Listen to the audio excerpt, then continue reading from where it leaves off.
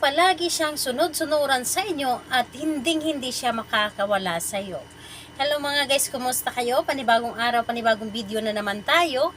And sa araw na ito, isa na namang video ang aking ituturo sa inyo na simpleng gabay o simpleng pamamaraan na makakatulong sa atin.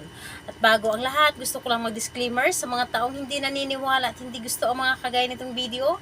Please skip this video and maghanap kayo ng videos na gustong-gusto nyo dahil ang video na ito ay para lamang ito sa mga taong naniniwala and gusto mag-try. At sa lahat po ng mga nagko-comment po sa aking video dito po sa loob ng aking YouTube, mag-ingat po sa lahat ng mga nagko-comment or nagre-reply sa inyo na dinadala kayo sa WhatsApp upang makaiwas po kayo sa scam. And ayun po, gusto nyo ba na laging sunod-sunuran at hindi makakawala sa inyo ang inyong partner? Yung tipong partner ninyo na talaga namang ubod ng tigas ng ulo at kailanman ay hindi kayo sinusunod at lagi kayong sinusuway. Gusto nyo ba na hindi kayo susuwayin at anuman yung sasabihin ninyo, anuman ang nais ninyo ay susundin niya at makikinig na ito palagi sa inyo at talaga namang hindi siya makakawala sa inyo. So ito ay pwedeng gawin kahit na sa inyong mga anak, sa inyong kapatid, kamag-anak, o di kaya sa inyong asawa, boyfriend, girlfriend, pwede po ito. So, sa inyong karelasyon po. So, ngayon, kailangan natin dito ng ating gagamitin sa paggawa ng ritual na ito. And syempre, kung magtatanong kayo kung pwede ba ito kahit na hindi kayo magkasama or magkalayo kayo sa isa't isa, yes po, pwede nyo po itong gawin para sa kanila. So ngayon, ang gagamitin natin dito na bagay ay ihanda nyo lamang ang inyong medyas. So medyas po, pwedeng gamit, pwedeng bago. Basta, or pwedeng nagamit mo na at hindi pa nalabhan, pwede po, or pwede na po itong nalabhan na. So medyas lamang po, kahit anong klaseng medyas or kahit anong kulay na medyas, basta ito po ay medyas po ang inyong gagamitin.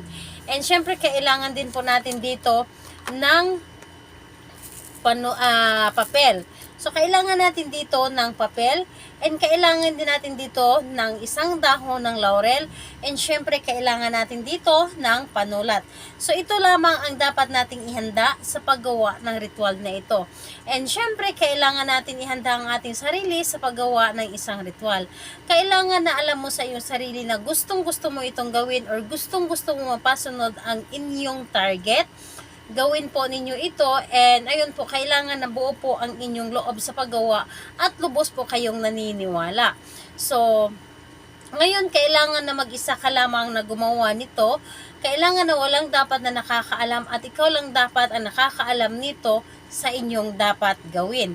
Ngayon po, kapag ready ka na, ay pwede mo na itong simulan.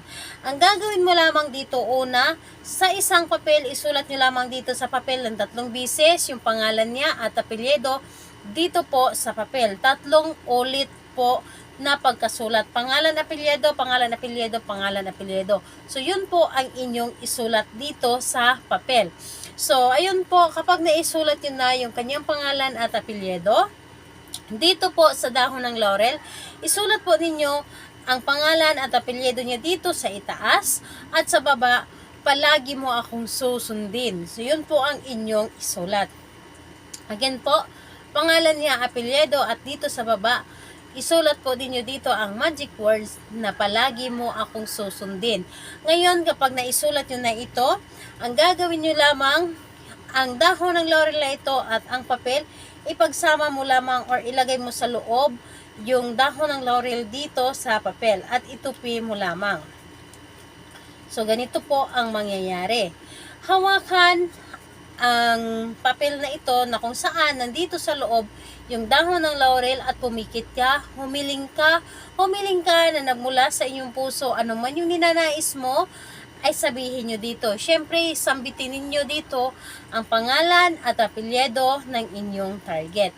Pangalan niya, apelyido ng 3 ulit na ulit-ulit mong sambitin at sasabihin mo dito na palagi mo akong susundin at hindi ka makakawala sa akin. Ako lamang ang iyong mamahalin, ako lamang ang iyong papakinggan, wala kang iba papakinggan at magbago ka na at hindi na magiging matigas ang iyong ulo. So, dito po, lahat na po ay gusto ninyong sabihin nyo na dito. Wala pong problema kung marami kayong sinasabi or marami kayong hinihiling, basta't nanggagaling lang ito sa inyong puso ang inyong mga sinasabi at kailangan na positive lamang ito. Yung nararapat na ikakabuti sa kanya. Yun po ang sabihin ninyo dapat. And syempre, kailangan na wag kayo na humiling na ikakasama or negative. Positive lang lahat ang inyong sasabihin dito at alam po ninyo sa inyong sarili na ikakabuti niya po ito o ikakabago niya. So, pagkatapos mong humiling dito, kunin mo ang inyong medyas at ilagay lamang ito sa loob.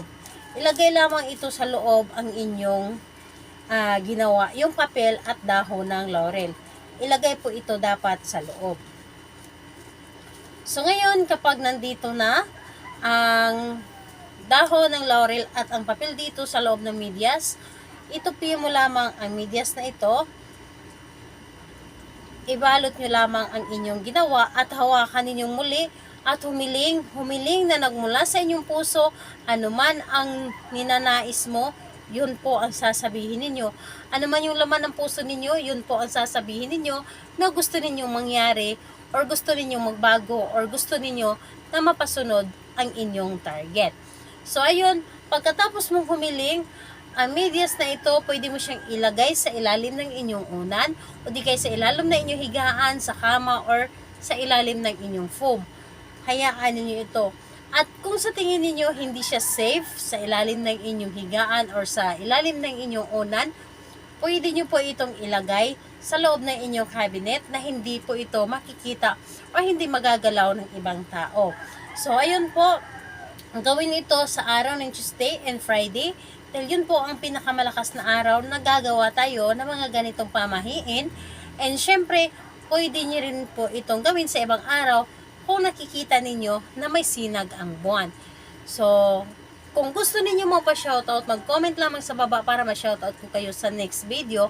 And ayun, kung may mga katanungan kayo, mag-comment lang din po sa baba para ma-replyan ko po kayo. Bye-bye everyone. God bless us all.